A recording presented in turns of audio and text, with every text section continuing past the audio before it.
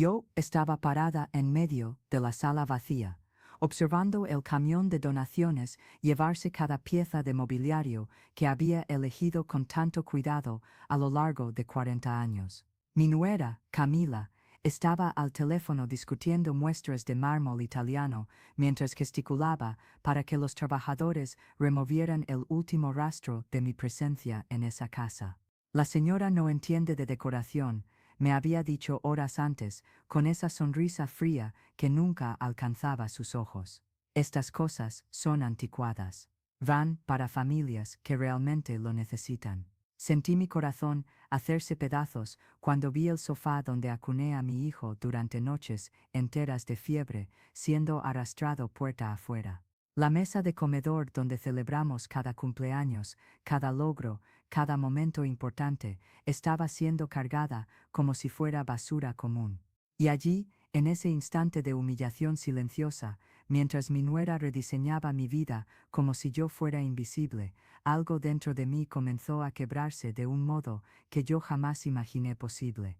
Todo comenzó 3 años antes, cuando Ricardo, mi único hijo, trajo a Camila a casa por primera vez. Ella era bonita, elegante, con esa forma de hablar que demostraba educación cara y convivencia en círculos que yo solo conocía por la televisión. Usaba ropa de marcas que yo mal conseguía pronunciar y cargaba una cartera que probablemente costaba más de lo que mi salario de 6 meses como profesora jubilada. Recuerdo haber intentado impresionarla con una cena especial, preparando recetas que habían sido transmitidas de mi abuela a mi madre y después para mí. Puse la mesa con el mejor mantel que tenía, aquel bordado a mano que gané en mi boda. Encendí velas y coloqué flores frescas del jardín. Cuando ellos llegaron, la sonrisa de Ricardo era radiante de orgullo. Pero los ojos de Camila recorrieron la casa con una evaluación fría, notando cada mueble gastado por el tiempo, cada detalle que gritaba simplicidad. Ella comió poco, moviendo la comida en el plato con delicadeza estudiada, comentando que estaba a dieta. Más tarde, oí cuando le dijo a Ricardo en la terraza, pensando que yo no podía escuchar a través de la ventana de la cocina, donde lavaba los platos. Amor, todo aquí es tan antiguo. Cuando nos casemos, vas a tener que hablar con tu madre sobre esto. Durante los 2 años siguientes al matrimonio de ellos, aprendí a tragar cada comentario afilado, cada mirada de desaprobación velada. Camila tenía el don de hacerme sentir pequeña, sin nunca levantar la voz, sin nunca ser abiertamente cruel. Era en los detalles, la forma en que ella redecoraba cada regalo que yo daba, diciendo que infelizmente no combinaba con el estilo de ellos. Como ella siempre tenía una excusa para no comparecer a los almuerzos dominicales que yo preparaba con tanto cariño. Como ella delicadamente sugería que mis ropas eran encantadoras, de un modo vintage. Ricardo, ciego por el amor y probablemente por la vida confortable que el matrimonio le proporcionó, ya que la familia de Camila era dueña de una cadena de tiendas de alto nivel, no veía nada, o elegía no ver. Cuando yo intentaba conversar con él, mencionando sutilmente que me sentía incómoda con ciertos comentarios, él reía y decía que yo estaba siendo demasiado sensible, que Camila era maravillosa y que yo debería esforzarme más para conocerla mejor. La casa donde yo vivía era mía hacía 35 años. Cada ladrillo representaba una historia, cada mueble guardaba una memoria. Mi fallecido marido, Pablo, había trabajado turnos dobles como ingeniero para comprarla cuando Ricardo tenía apenas 2 años. Yo me acordaba del día en que recibimos las llaves,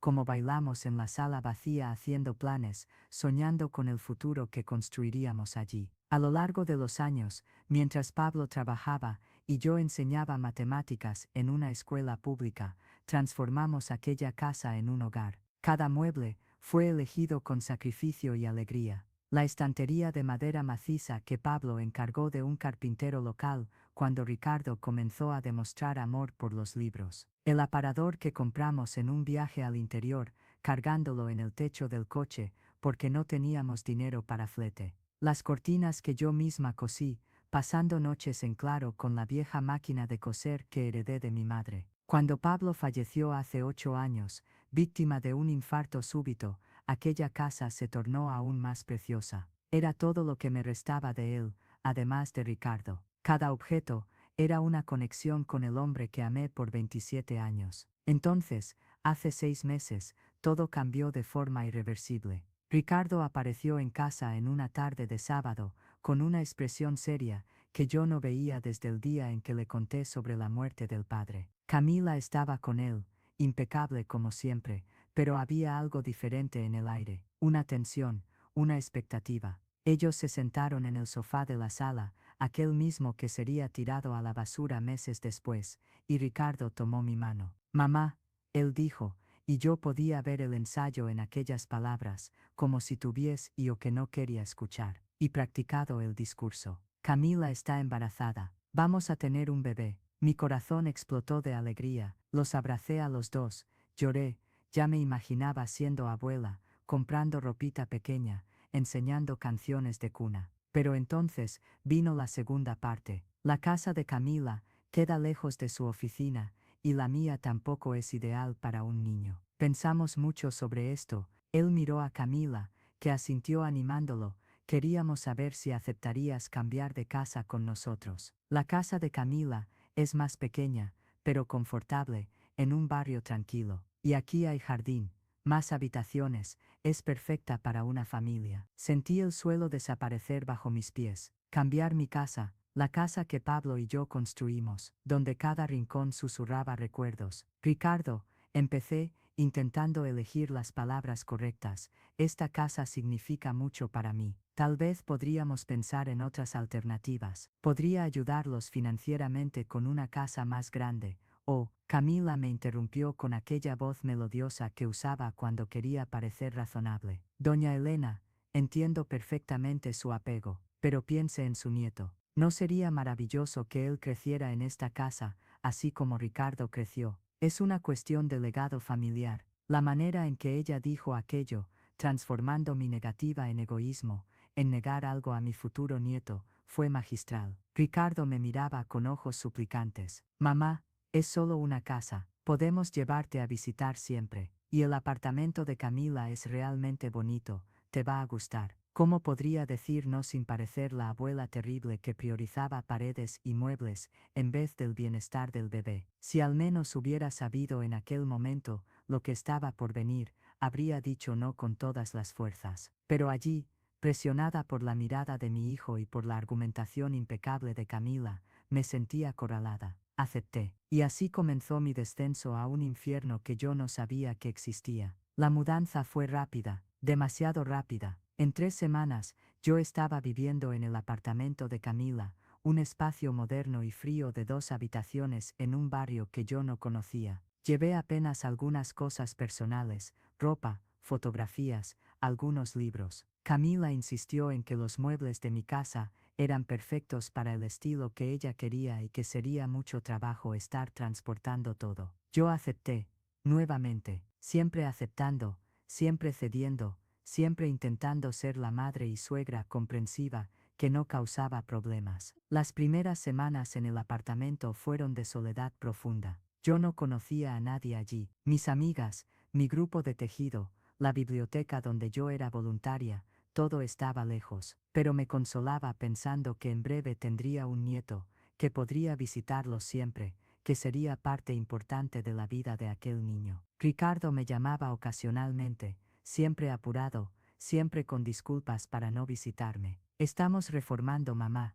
la casa está un desastre. Cuando finalmente me invitaron a visitar, 3 meses después del cambio, yo no reconocí mi casa. Camila había transformado todo. Las paredes que eran en tonos cálidos ahora eran blancas y grises. Los muebles, mis muebles, habían sido repintados, reformados, reorganizados de forma que perdieron completamente sus características originales. El sofá estaba cubierto con una funda moderna que escondía el tejido floral que yo misma había elegido. Las fotografías que solían decorar las paredes habían desaparecido, sustituidas por arte abstracto caro. Lo peor fue entrar en lo que solía ser mi habitación, la habitación que compartí con Pablo por décadas. Estaba transformada en un closet lujoso para Camila, con iluminación empotrada y espejos del suelo al techo. Sentí náuseas. ¿Le gustó los cambios, doña Elena? Camila preguntó, flotando por la casa con una mano protectora sobre la barriga ya evidente. Contraté a la mejor decoradora de la ciudad.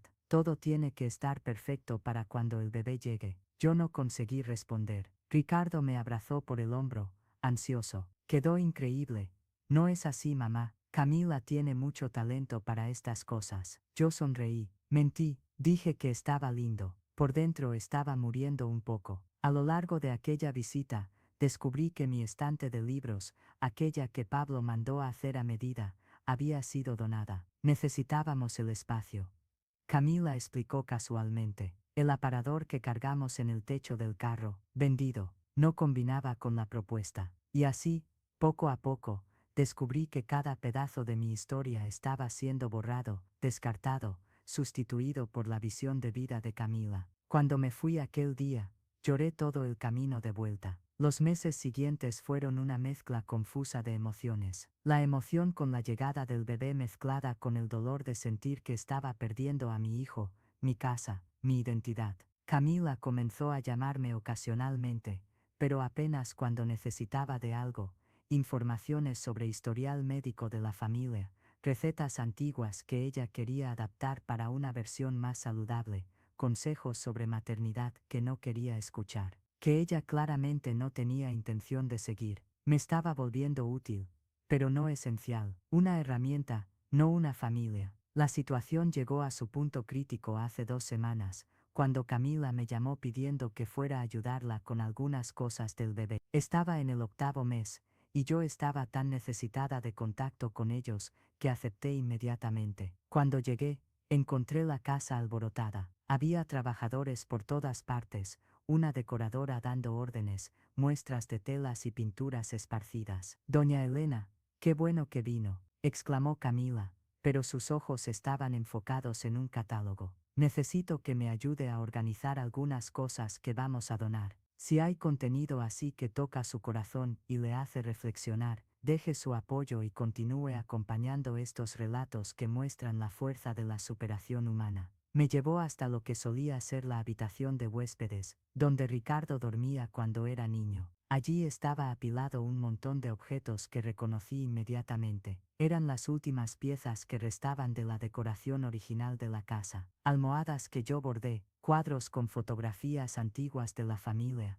la manta de ganchillo que mi madre hizo y que siempre estaba en el sofá, algunos adornos que Pablo coleccionaba. Vamos a redecorar todo para el bebé, explicó Camila. Minimalista, escandinavo, nada de cosas antiguas acumulando polvo. Pensé que usted podría querer alguna de estas cosas antes de que las donemos. Pero sinceramente, ese apartamento ya es tan pequeño. Tomé la manta de ganchillo con manos temblorosas. Era la única cosa que aún restaba de mi madre, fallecida hace 15 años. ¿Puedo llevarme esto?, pregunté, mi voz quebrándose. Camila se encogió de hombros. Claro, si quiere, pero honestamente, es tan vieja. Puedo comprar una manta linda para usted, moderna, suavecita. Ella no entendía. Ella nunca entendería que aquella manta vieja representaba cientos de horas de mi madre trabajando, cada punto hecho con amor, cada color elegido pensando en mí. Fue entonces que la decoradora entró en el cuarto, una mujer de 40 y tantos años con gafas modernas y una carpeta. Camila querida, necesito que decidas sobre la sala ahora. Los trabajadores están esperando. ¿Quieres mantener esos muebles antiguos o vamos con las piezas nuevas que seleccioné? Camila suspiró dramáticamente. Creo que vamos con lo nuevo. Doña Elena se giró hacia mí con aquella sonrisa que aprendí a temer.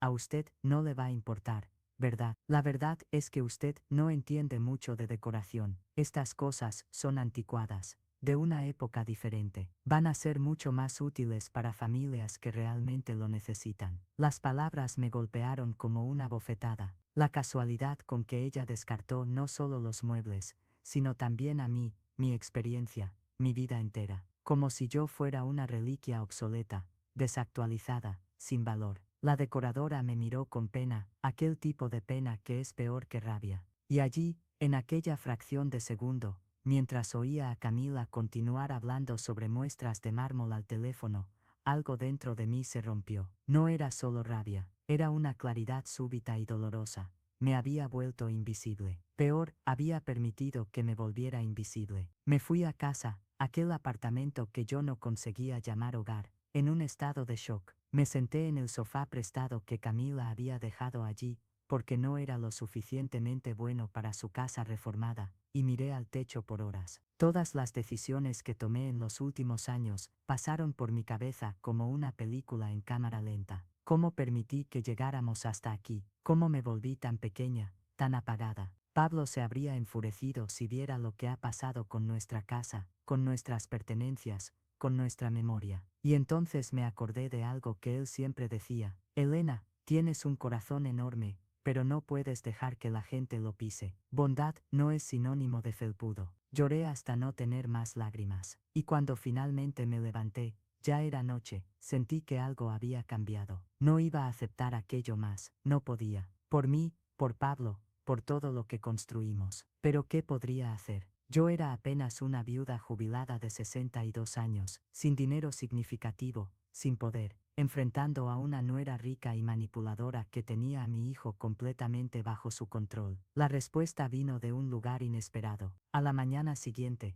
mientras tomaba café, recibí una llamada de Mariana, mi antigua vecina de la casa, mi verdadera casa. Mariana era abogada, una mujer de 50 años extremadamente competente, que se había vuelto mi amiga a lo largo de los años. Elena, necesitamos hablar, urgente. Su tono era serio. Acordamos encontrarnos en un café próximo a mi antiguo barrio. Cuando llegué, Mariana estaba con una expresión preocupada. Elena, ¿qué está pasando? He visto movimiento extraño en tu casa. Camiones de mudanza, reformas constantes. Y ayer vi su sofá que están donando. Ese sofá, ella lo sabía. Recordaba todas las tardes que pasamos allí, conversando, tomando té, riendo. Me desahogué. Le conté todo, desde el cambio de casa hasta la humillación más reciente. Mariana me escuchó en silencio, su rostro cada vez más serio. Cuando terminé, respiró hondo. Elena, ¿firmaste algún documento formalizando ese cambio? Parpadeé,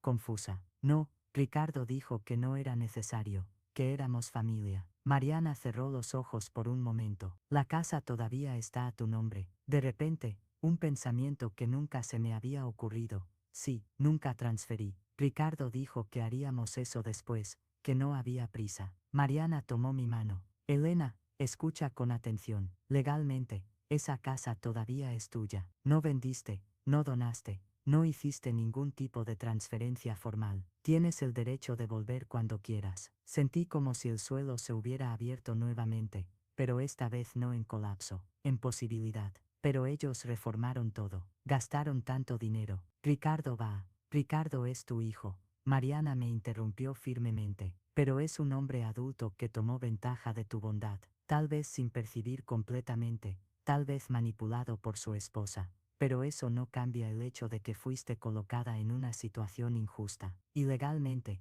tienes todos los derechos. Pasé los próximos días en un torbellino de emociones. Mariana me ayudó a consultar a otro abogado, que confirmó, la casa era mía. Yo podía reclamarla, pero había una parte de mí que se resistía. Hacer eso significaría una confrontación abierta con Ricardo. Significaría admitir que nuestra relación había llegado a un punto de ruptura. Significaría elegir mi dignidad sobre mantener la paz. La decisión la tomé cuando recibí un email de Camila. Era una notificación de un sitio de ventas online. Estaba vendiendo las últimas piezas de mis muebles, incluyendo el escritorio de Pablo, aquel donde trabajaba todas las noches, donde me escribió cartas, donde Ricardo hacía la tarea bajo la supervisión de su padre. Lo estaba vendiendo por un precio irrisorio, describiéndolo como mobiliario antiguo. Necesita restauración. Algo en mí se rompió completamente, mejor dicho, algo se solidificó. Llamé a Mariana. Quiero mi casa de vuelta.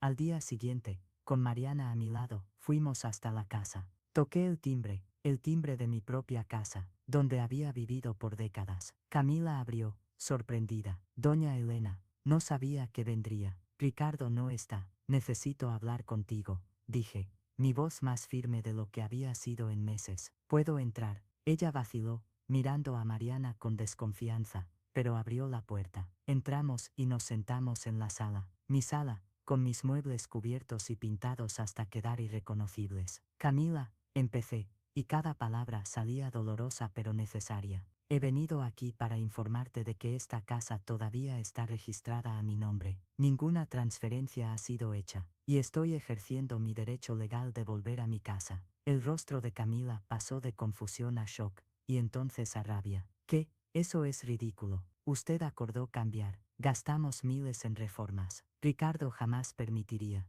Ricardo no tiene elección legal en esta cuestión. Mariana intervino calmadamente. La casa pertenece a Elena. Ustedes no tienen un contrato de compra, venta o cambio. Técnicamente, ustedes han vivido aquí como invitados. Invitados. Camila se levantó, su voz subiendo varios tonos. Estoy embarazada. Quiere echar a su nuera embarazada a la calle. ¿Qué tipo de persona hace eso? Respiré hondo. El mismo tipo de persona que fue manipulada para salir de su propia casa. El tipo de persona que tuvo su historia, sus memorias, sus pertenencias descartadas como si fueran basura. El tipo de persona que fue humillada repetidamente por no entender de decoración. Camila se puso pálida. Yo nunca, está exagerando. Vendiste el escritorio de mi difunto marido, dije, mi voz quebrando pero no parando, sin preguntarme, sin considerar que aquello podría significar algo para mí. Borraste sistemáticamente cada trazo de mi existencia de esta casa, como si nunca hubiera existido, como si los 40 años que vivía aquí no valieran nada.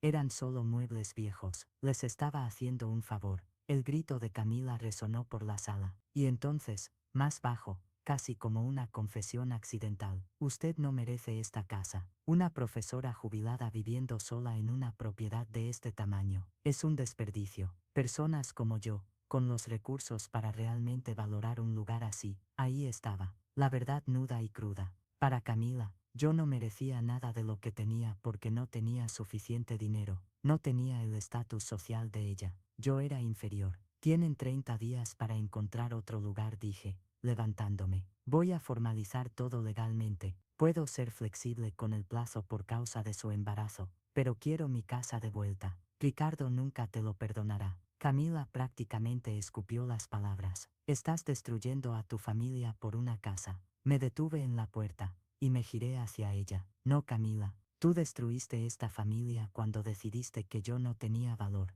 cuando me trataste como un estorbo, como algo viejo y desechable. Soy la madre de Ricardo. Esta no es solo una casa para mí, es mi historia, mi amor, mi sudor, y no voy a permitir más que borres eso. Salimos. Mis manos temblaban tanto que Mariana tuvo que conducir, pero dentro del temblor, había algo que no sentía hacía mucho tiempo: poder, dignidad, la sensación de haberme defendido. Ricardo llamó 3 horas después, gritando, «Mamá, te has vuelto loca. Camila está llorando a mares. Estamos hablando de nuestro hogar, del hogar de tu nieto. Estamos hablando de mi casa». Ricardo, respondí, mi voz sorprendentemente calmada. La casa que tu padre y yo compramos, la casa donde creciste, la casa que nunca debía haber dejado. Pero tú estuviste de acuerdo. Dijiste que estaba todo bien. Estuve de acuerdo porque me hiciste sentir que era egoísta si no lo hacía. Porque Camila transformó mi negativa en negarle algo a mi nieto. Pero la verdad,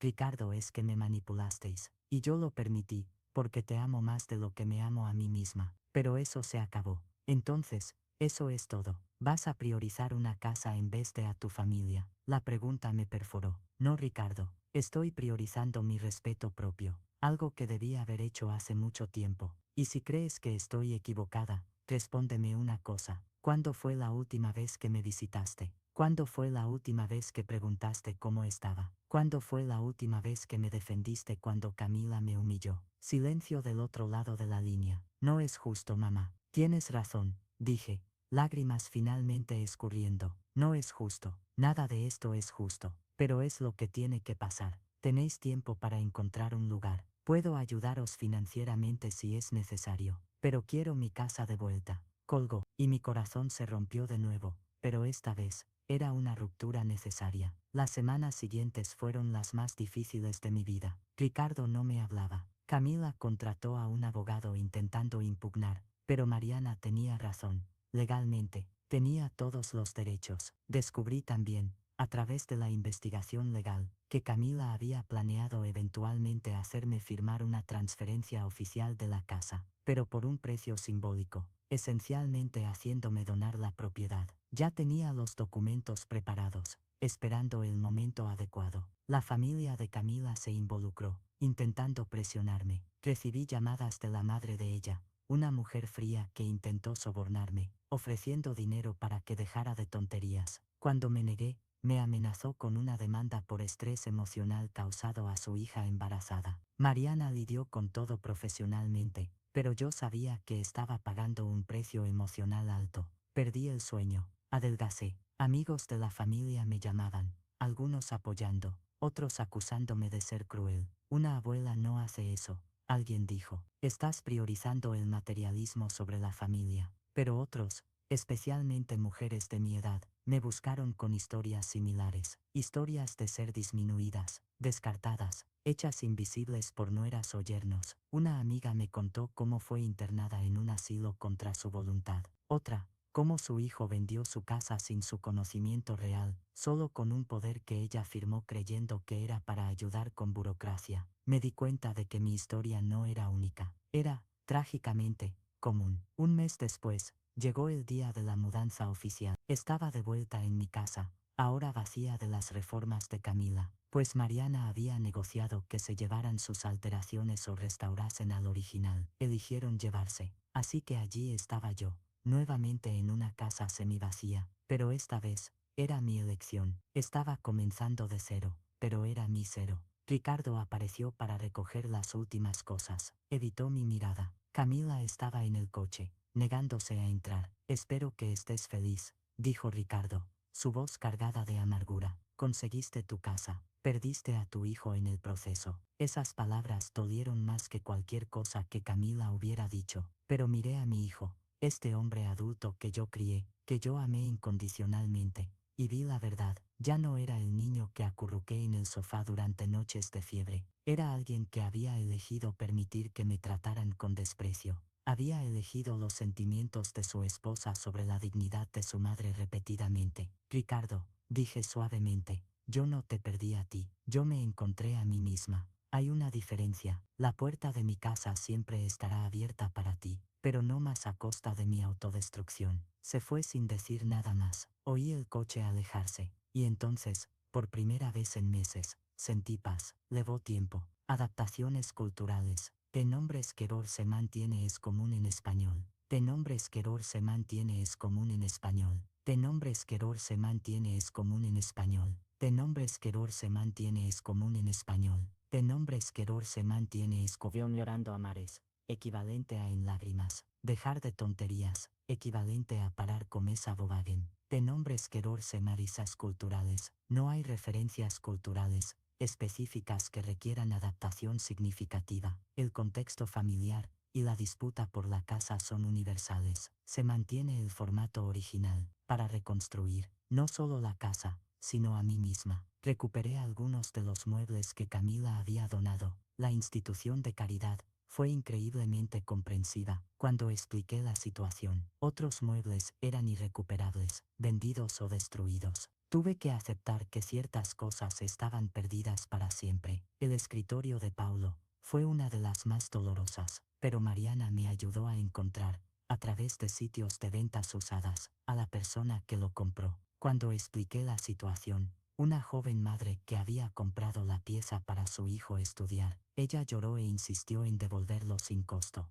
Mi suegra falleció el año pasado. Ella dijo, yo habría dado todo para que mi marido hubiera tenido la valentía de defenderla como usted se defendió. Poco a poco, la casa volvió a ser un hogar, pero no una réplica del pasado, algo nuevo. Repinté las paredes con colores que siempre quise pero nunca había considerado. Compré algunos muebles nuevos, mezclándolos con las piezas antiguas recuperadas. Invité a Mariana y otros amigos para cenas. Retomé mi trabajo voluntario en la biblioteca. Recomencé mi grupo de tejido, pero ahora en mi sala, los domingos. La vida, lentamente, volvió. 3 meses después de la mudanza, recibí una llamada. Era Ricardo. Mamá, Camila entró en trabajo de parto. Estamos en el hospital. Mi corazón aceleró. Me gustaría que vinieras, por favor. Fui. En el hospital, Encontré a Ricardo exhausto pero radiante. Él me abrazó por primera vez en meses. Mamá,